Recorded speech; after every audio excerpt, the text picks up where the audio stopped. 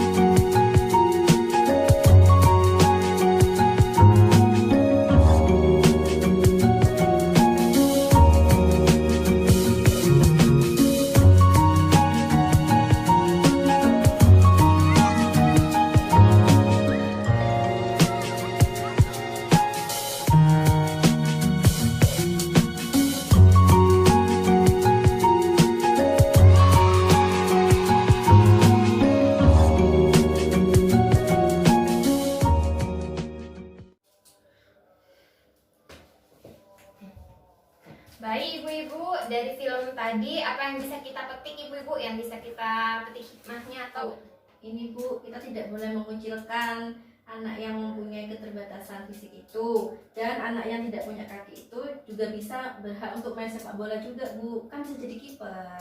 ya, bener ya, bagus sekali Ibu Ika jawabnya. Beri tepuk hebat ya Ibu-ibu. Tepuk hebat. Hebat, hebat. Hebat, hebat. Hebat.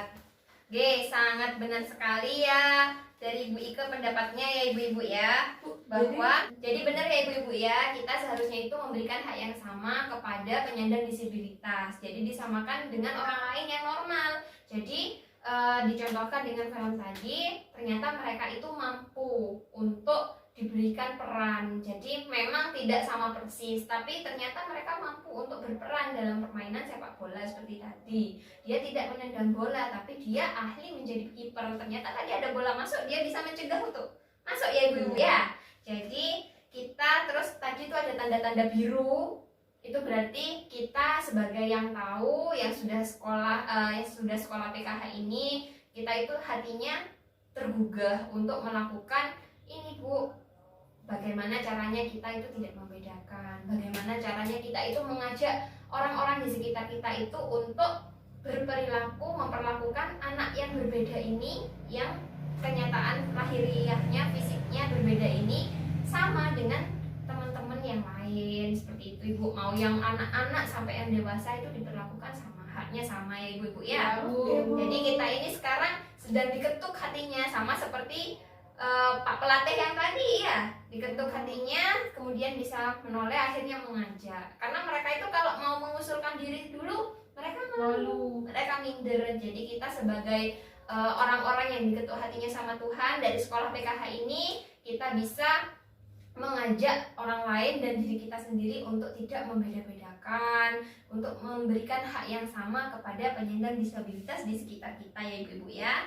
Sekarang saya akan memutarkan film yang kedua Ibu-ibu. Ya Bu.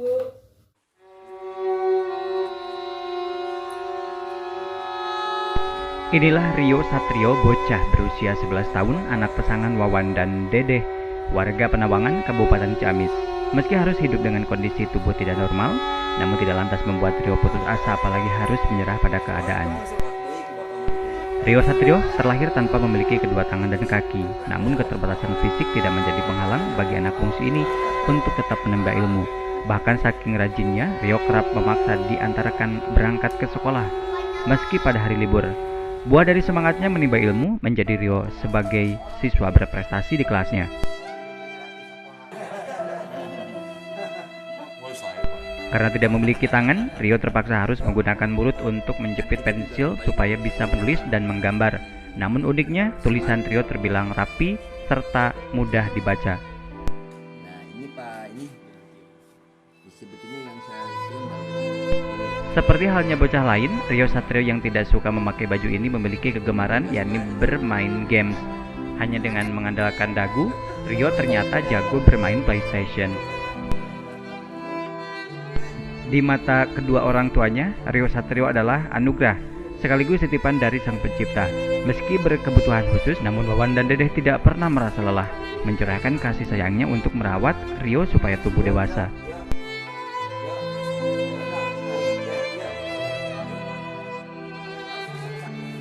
Sejak dari lahirnya, Oh seperti ini ya? iya, dari kandungan gitu. Oh, di kandungan. Tapi anaknya nggak minder ya Pak? Enggak, ini mah pengersa Tuhan lah, gitu. Aktif, maunya sekolah terus tiap hari, nggak ada minggu kalau maunya gitu. Jadi kalau hari Minggu sukanya marah-marah gitu. Semangat Rio Satrio untuk menimba ilmu semoga dapat menginspirasi para generasi muda agar tidak menyia-nyiakan kesempatan, karena sejatinya jiwa serta raga manusia hanyalah titipan dari Sang Pencipta Allah Subhanahu wa Ta'ala. Dari Kabupaten Ciamis, Rudiat, Radar TV melaporkan. Ini adalah contoh pemutaran dari success story. Jadi maksudnya adalah cerita suksesnya mereka yang menyandang disabilitas. Apa kesuksesan dari Rio tadi, Bu-Ibu? Rio bisa belajar Bu, bisa nulis. Ya, jadi Rio itu tetap bisa belajar, bisa menulis. Bahkan tulisannya tergolong rapi tadi ya Ibu-Ibu ya. Dia nulisnya pakai apa Ibu-Ibu? Mulut Bu. Pakai mulut. Jadi dia menggunakan mulut untuk menulis dan otaknya dia masih berpikir cerdas ya Bu ya. Ternyata dia cerdas, tulisannya rapi, dia bisa mengungkapkan tulisannya dan apa yang dia pelajari bisa menjadikan dia ranking 1 di kelas. Dari film tadi ya, ini sama kayak Getun Ibu-Ibu. Kalau Getun masih punya kaki 1, kalau ini nggak punya kaki, jadi dia mengandalkan mulut dan dagu. Jadi dari cerita success story ini tadi, apa yang bisa kita petik Ibu-Ibu? Kalau sebagai orang tua ya Bu, walaupun misalnya anaknya itu menyandang disabilitas kayak ini kayak cerita ini nggak punya tangan nggak punya kaki, tapi orang tuanya itu tadi bilang kan bahwa anaknya ini adalah anugerah Bu buat orang tuanya. Jadi orang tuanya itu tidak minder, tidak malu, justru mendukung anaknya untuk beraktivitas selayaknya temannya gitu ya Bu. Jadi anaknya tetap bisa belajar, bermain gitu Bu. Jadi orang tuanya dulu Bu yang harus kuat gitu Bu, harus harus nerima, harus memotivasi harus menyemangati anaknya terus gitu. Jadi baik sekali ya Ibu Naila ya. Beri tepuk hebat bagi Ibu Naila. Tepuk hebat. Hebat, hebat. Hebat, hebat. Hebat. Benar sekali yang disampaikan Ibu Naila ya. Jadi kita itu sebagai orang terdekat dari anak, orang tuanya terutama itu harus menyemangati bahwa mereka bisa menjadi orang yang sukses seperti itu. Jadi kita juga sebagai orang yang mungkin keluarga kita tidak ada yang demikian, kita mendapatkan ilmu ini, kita sampaikan Bu kepada tetangga-tetangga kita yang di sekitar ya, bahwa mereka itu tidak boleh dikucilkan dan selalu harus disemangati bahwa mereka itu akan mampu menjadi orang yang sukses. Jadi dia diberikan rangsangan yang sama, diberikan hak yang sama. Akhirnya dia juga kalau disekolahkan dia kan juga menerima pelajaran. Akhirnya dia bisa mengerjakan, dia bisa menjadikan kekurangannya itu titik kelebihanku di mana. Aku tidak bisa menulis dengan tangan. Aku akhirnya menulis dengan mulut dan ternyata tulisannya bagus. Kemudian hasil penerimaan dia terhadap pelajaran, kemudian dia itu juga mengerjakan soal, ternyata dia selalu juara 1. Dia juga hak mainnya juga diperbolehkan oleh orang tuanya, yaitu main PlayStation dengan menggunakan dagu ya Bu ya. Kasihan ya ibu-ibu ya. Kasihan Bu. Jadi kita tidak boleh berkecil hati Bu, kita harus menyemangati. Kita sebagai KPM PKH, apalagi kalau ada anggota KPM PKH yang anaknya menyandang disabilitas, jangan berkecil hati, jangan malu. Kita harus menyemangati. Kalau kita dulu bangga dari hati kita, kita akan membuat anak kita bisa bangga akan dirinya. Nanti pasti bisa berprestasi Bu Ibu ya. Sekarang kita lihat ini ya Bu ya. Sekarang kita lihat, jadi Ibu-ibu, sekarang kita akan melihat pesan-pesan kunci dari yang kita pelajari hari ini ya Ibu-ibu ya. Jadi pesan kuncinya ada, yang pertama adalah penyandang disabilitas merupakan bentuk keragaman manusia. Jadi penyandang disabilitas ini merupakan bentuk dari manusia yang berbeda-beda. Jadi kita harus menghargai ciptaan Allah ya Ibu-ibu ya. Iya Bu. Ciptaan Tuhan ya. Kemudian penyandang disabilitas juga warga negara yang harus dipenuhi hak-haknya. Jadi walaupun mereka itu berbeda dengan kita harus terima dan hak-haknya harus dipenuhi. Hak sekolah, hak bermain, hak yang lain-lain. Kemudian penyandang disabilitas tidak boleh didiskriminasi. Maksudnya tidak boleh dikucilkan. Jadi apalagi diolok-olok, tidak boleh ya Bu ya. Kita mulai sekarang tidak boleh mengolok-olok penyandang disabilitas apapun keadaannya.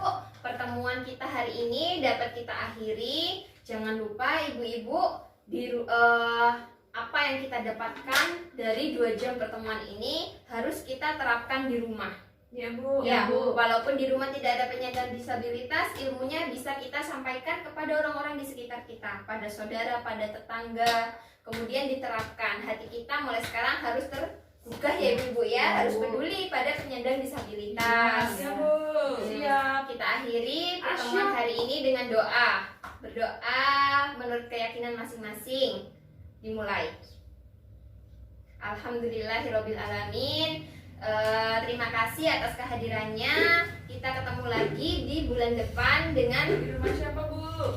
di rumah Ibu Vila ya Ibu Vila ya. Oh, Tadi iya, yang Bu.